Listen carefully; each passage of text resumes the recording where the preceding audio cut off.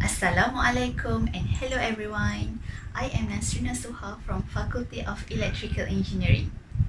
Today I want to talk to you about engineers in society.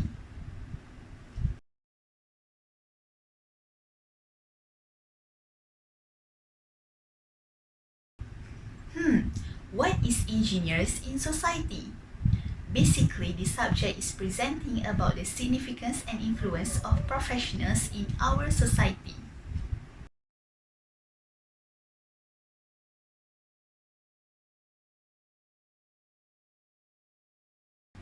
Okay, so before we go deep into details, let me present to you my fellow members.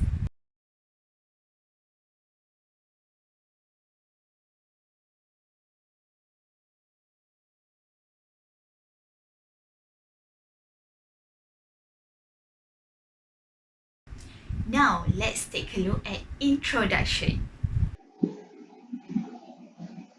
Engineering is an innovative method of synthesizing and using human knowledge and skills to enhance the welfare, health, and safety of all the community members with due consideration for their survival and their resource sustainability. We live in a world of creation. All of the things you see around you were created by people.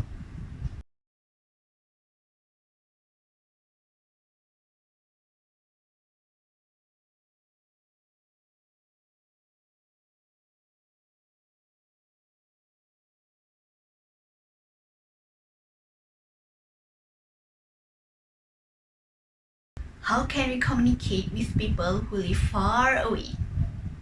Yes, by a telephone.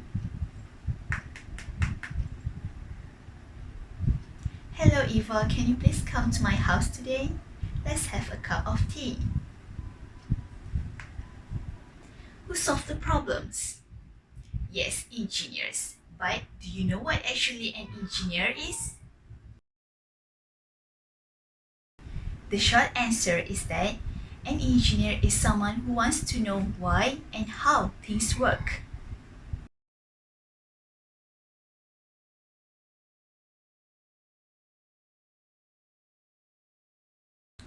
In easy words, the engineer is the designer of the things. They design and build things like a machine, system, and structures that help to solve the specific problems. How about the meaning in Latin? The term engineering itself derived from the Latin ingenium, meaning cleverness, and ingenia, meaning to design, devise. So, what is the problem that needs to be solved? Let's take a look at some example.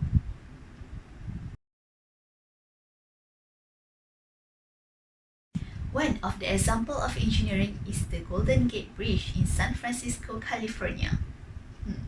What is the problem they have?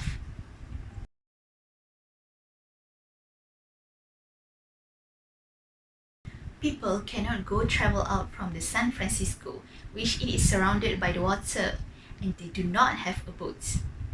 So the solution is this engineer built this bridge so that people can travel in or out from the San Francisco.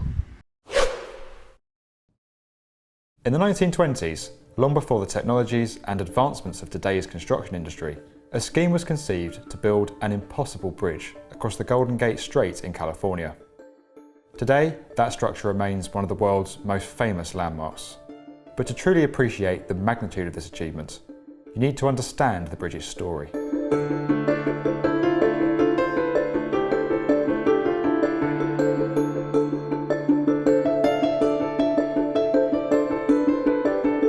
The Golden Gate Strait is a mile-wide channel between San Francisco Bay and the Pacific Ocean.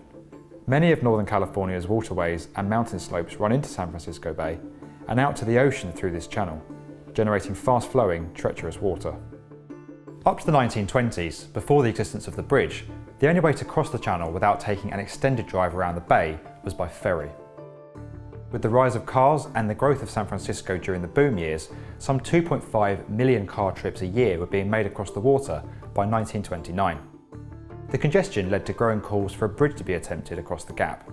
Many felt such a feat was impossible, The channel's width, combined with a depth of over 372 feet, which is about 113 metres, and the harsh environmental conditions were seen by many as too great to overcome. The city turned to the renowned bridge engineer Joseph Strauss to consider the feasibility of such a scheme. Strauss had a high pedigree in developing bridges, but was infamously difficult to work with and had a reputation for creating unattractive designs. His first proposal was widely disliked, and the city's authorities insisted that he could only proceed if he accepted design input from others. That input came from Leon Moisseiff, Irving Morrow and Charles Alton Ellis, and led to the development of the bridge as we know it today. Despite public support, gaining approval for the bridge was not easy. The Golden Gate Bridge District, a holding company established to construct and operate the bridge, faced opposition on a number of fronts. First, they had to contend with the Southern Pacific Railroad Company, who operated the highly profitable ferry service. The operator filed over 2,300 legal disputes in an attempt to prevent the bridge proceeding. Then they had to deal with the US Department of War, as it was then known. They feared enemy planes bombing the bridge and collapsing it into the strait, trapping Navy ships in the bay. They also voiced concerns about vessels colliding with the bridge during rough weather, or in San Francisco's infamous fog. The Department of War even pushed for the bridge to be painted black with yellow stripes, to make it highly visible. Eventually, opposition gave way and plans to develop the bridge proceeded. But just as that milestone had been reached, the financial crash and Great Depression hit. Government funding evaporated and the bridge's future looked very uncertain. Determined to boost their economy with all the benefits that the bridge could bring, the city's authorities took matters into their own hands. To secure funding, they proposed a bond measure secured against the properties of their citizens in San Francisco and the counties north of the bay. In a remarkable step, this decision was put to a referendum, and those Californians decided to proceed with the bond, despite the widespread concerns about the bridge's feasibility. The bridge's $35 million cost and associated finance fees were only paid off in 1971. This historic vote, combined with an initial $5 million credit line from the founder of the Bank of America, enabled construction works to commence. For all the struggle that had gone in up to this point, the hardest days still lay ahead. Construction began in January 1933 with the erection of the bridge's towers. Each of these structures weighs 22,000 tonnes and stands 746 feet tall, about 227 metres above the waters of the bay. They carry the entire weight of the bridge. The first step was to create footings and erect the North Tower on the banks of Marin County. Construction of the South Tower, out in the waters of the strait, was far more challenging. First, the team built a temporary pier 1,100 feet, or 335 metres, out into the ocean. This pier was destroyed twice during the works, once by a storm and again by a steamer ship travelling in the fog. At the end of the pier, pilot bombs were dropped down shafts to break up the rock under the seabed. Seagulls swarmed over this operation as stunned fish floated to the surface. With the bedrock loosened, the area was dredged before the first underwater concrete pour. The area was then pumped out and the remainder of the concrete was dry poured. Simultaneously, the concrete anchorages that the suspension cables would connect to were cast on either bank. The scale of concrete being poured across the bridge site led to an on-site mixing plant being established. With the southern footing in place, the steel South Tower was erected. The next step was to suspend cables from the bridge, a process which began in the summer of 1935. The cables used are in fact formed of many individual wires, 27,572 wires to be precise, totaling some 80,000 miles in length, enough to circle the globe 3 times over. With shipping lanes closed, the first wires were dragged across the bay by a Coast Guard vessel and lifted by crane into the 150-ton curved cable cradles on top of each tower. A mid-span working platform was then slid across. With this successfully achieved, the painstaking process of bundling and draping strands of wire back and forth across the bridge began. Those at the top of the towers worked for months in 45-mile-per-hour winds, 746 feet above the water. Despite the hostile environment, productivity was high, and in one record-breaking shift, a gang managed to spin 1,000 miles of wire across the strait. As each wire crossed, they were tightened at their opposing end, eventually forming the bridge's 2 main cables, each 3 feet wide in diameter. Wooden pallets were then hung beneath the cables, creating a catwalk for workers to weave, compact and bond the wires before painting them to create a watertight seal. With the main cables in place, smaller vertical cables would drop down towards the water. Steel trusses were then attached to them, creating the deck for the concrete roadway to be poured on. Throughout the construction process, many workers fell from the bridge. A fall to the water from the road deck was fatal in most instances, as impact speeds reached 75 miles an hour. Thanks to a then innovative safety net, many workers who fell were saved from hitting the water and became members of what was dubbed the Halfway to Hell Club.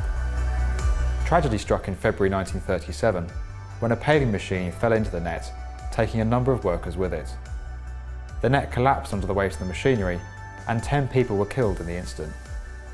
As construction progressed, so too did the debate around what colour the bridge should be painted. It was the bridge's orange steel primer that struck a chord with the public and suited the Department of War's requirements for visibility. This shade is actually known as International Orange, a standout tone that is also used on NASA astronauts and American footballs. Just 4 years after construction work started, and with 600,000 steel rivets in place, the bridge was complete. It opened on the 27th of May 1937 with a pedestrian walkover day. Cars followed 24 hours later. Traffic was stopped and the walkover day repeated for the bridge's 50th anniversary in 1987. However, serious overcrowding occurred and the bridge deflected by 10 feet, flattening out under the weight of the crowd.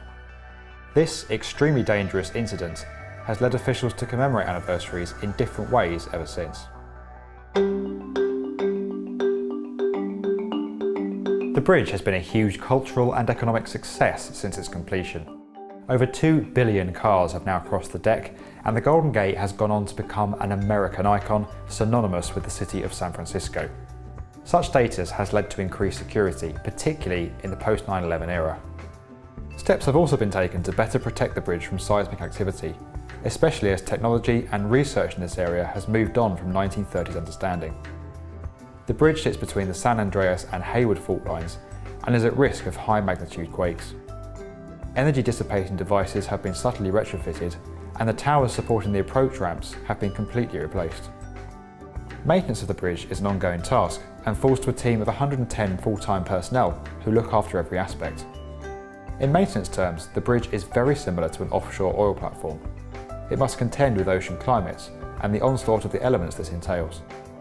Repainting is done by specific areas based on corrosion monitoring, whilst an on-site steel fabrication shop is able to create replacement components.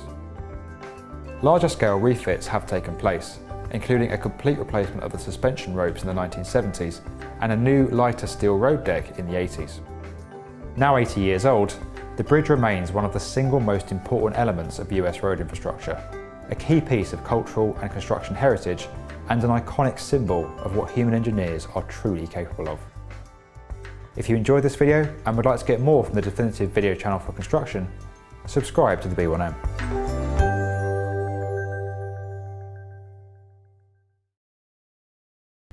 In addition, there is a collaboration between civil, mechanical and electrical engineering and the others too. So this engineer will need each other to design and build something bigger like this.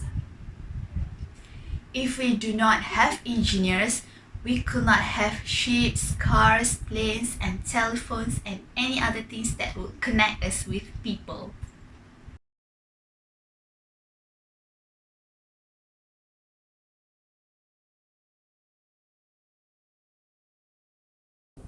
The pyramids in Egypt, the Acropolis and the Parthenon in Greece, the Roman aqueducts, Via Appia and the Colosseum, Teotihuacan, the Great Wall of China, the Brihadiswara Temple of Tanjavur, among many others, stand as a testament to the ingenuity and skill of ancient civil and military engineers.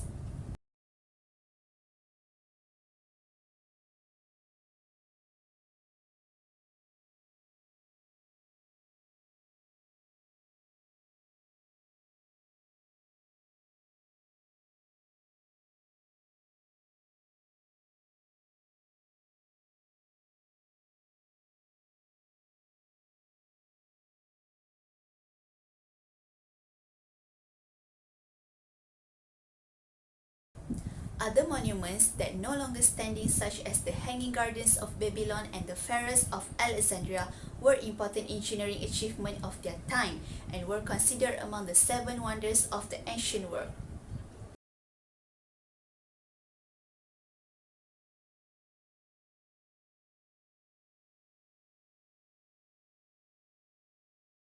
The first engineer known by name and achievement is Imhotep, the builder of the Step Pyramid at Saqqara, Egypt.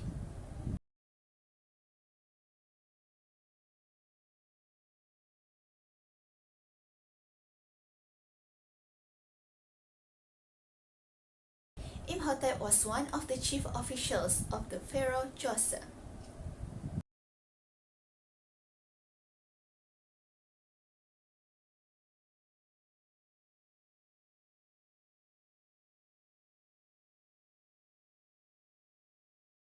Starting in the mid-19th century, new processing methods, most notably for steel and petroleum, has been reshaped for transportation, construction, and manufacturing. Scientists, inventors, and entrepreneurs flourish, and game-changing technologies appear in several different industries. Advances were made in all areas, including technologies that transform everyday activities. For example, in 1851, Isaac Singer patents a continuous stitch sewing machine.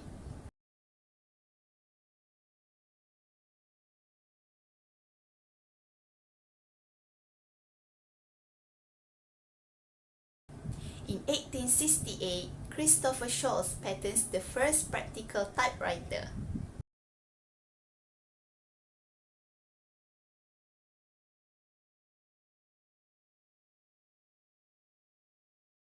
In 1873, Andrew Halliday invents cable cars for use in San Francisco.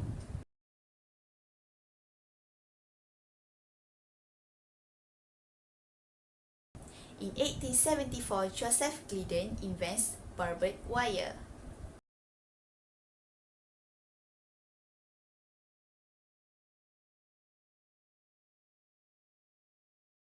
In 1876, Alexander Graham Bell patents the telephone.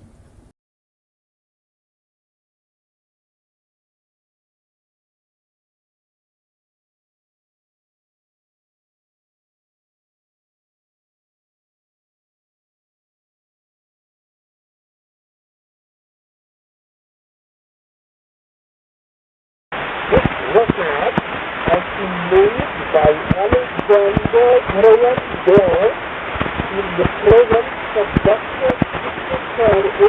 Bell on the 16th of April, 1885 at the Balkan Laboratory, 1221 Pacific Avenue, Washington, D.C. in Whitney, Florida, near my house. Alexander Graham Bell. In 1884, Lewis E. Waterman patents a practical fountain pen.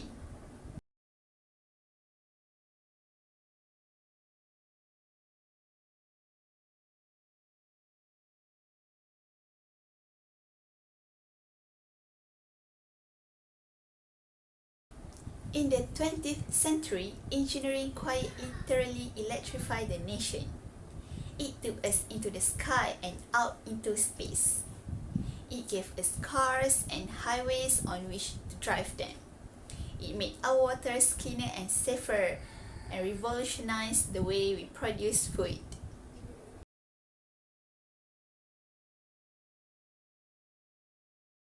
Engineering made our homes more comfortable and efficient with appliances that save both time and money. It connected us through telephone, radio, and television, and gave us new ways to see ourselves. Engineers are helping feed and support increasingly urban world population that could reach 10 billion by the year of 2050. They are working to ensure that all people have access to clean, fresh water and shelter. Engineers today are developing safe, efficient, and renewable forms of energy. They are helping to improve our health with more effective drugs and medical treatments. They are working to design new and more powerful ways of creating, storing, and using information.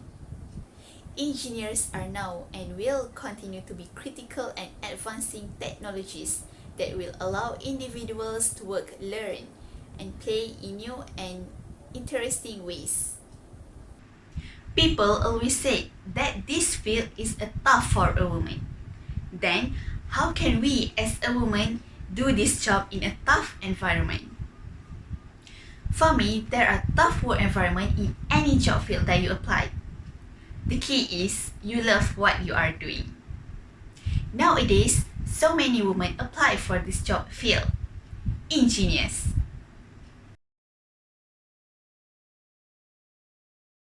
So, let me show you this female engineer in history.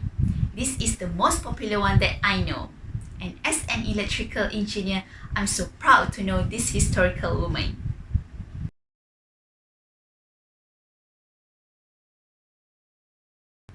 One of the great achievements from a woman in electrical engineering history is Edith Clark. Who is she? Let's watch this video. Edith Clark was a pioneering female electrical engineer, which is the discipline I chose to study in college. She was born in 1883 in rural Maryland, one of 8 children, at a time when it was almost unheard of for a woman to acquire a college degree. She was a first on many fronts. She was the first woman to earn an electrical engineering graduate degree from the Massachusetts Institute of Technology in 1919, which is where I earned my electrical engineering degree some 70 years later. She was the first professionally employed woman electrical engineer in the United States employed by General Electric. She was the first woman elected as a fellow and a first woman to present a technical paper to the predecessor society to the famous Institute of Electrical and Electronics Engineers, the IEEE. She was issued a patent for a graphical calculator, which simplified calculations necessary to solve electronic power transmission line problems. She was also inducted into the National Inventors Hall of Fame in 2015, which celebrates the achievements of U.S. inventors and patent holders.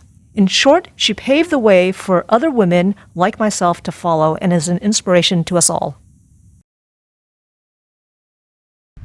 Wow, I was astonished when I first heard about Edith Clark.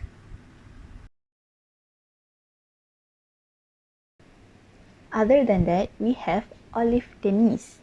Olive Denise was the first female member of the American Railway Engineering Association and was a pioneer in customer service.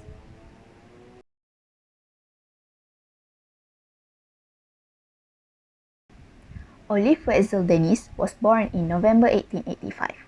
As a child, she was always building and tinkering with things. She earned a bachelor's degree from Culture College in Maryland and a master's degree in mathematics from Columbia University. Denise went to work in the engineering department of the Baltimore and Ohio Railroad. She started as a draftman building bridges in rural Ohio.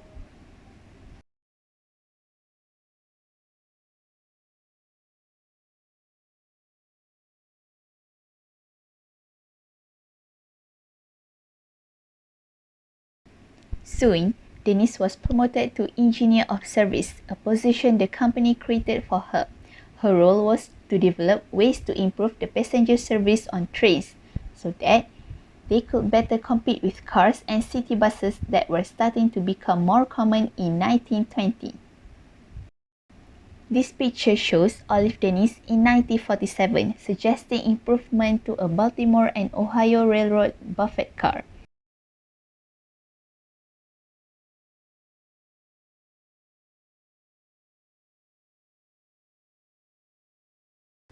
Olive Denise became the first female member of the American Railway Engineering Association. Throughout her life, she spoke to groups about her life and career, encouraging other women to pursue their own interests. She never felt gender stood in the way of advancement.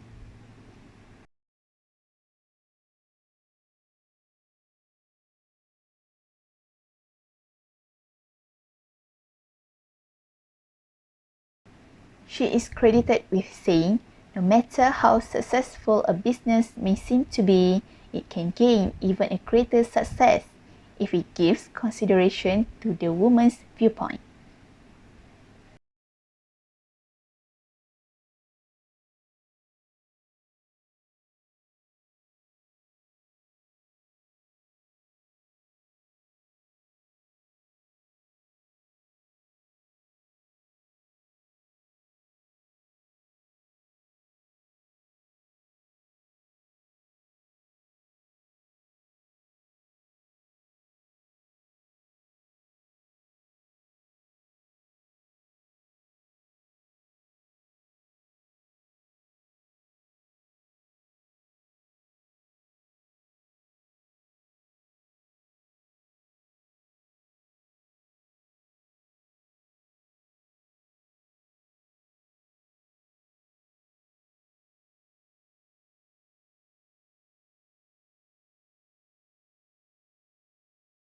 So, can women be an engineer and contribute to our society?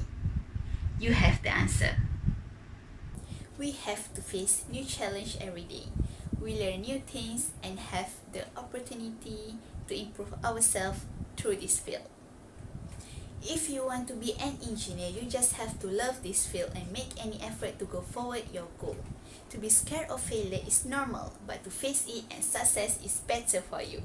Just go ahead and have courage, dream big and work hard to make it true. Thank you for watching my video. I hope you enjoyed. Thank you to my friend who helped me a lot, and special thanks to Dr. Muhammad Fahmi for teaching us this subject. Have a great day. Bye.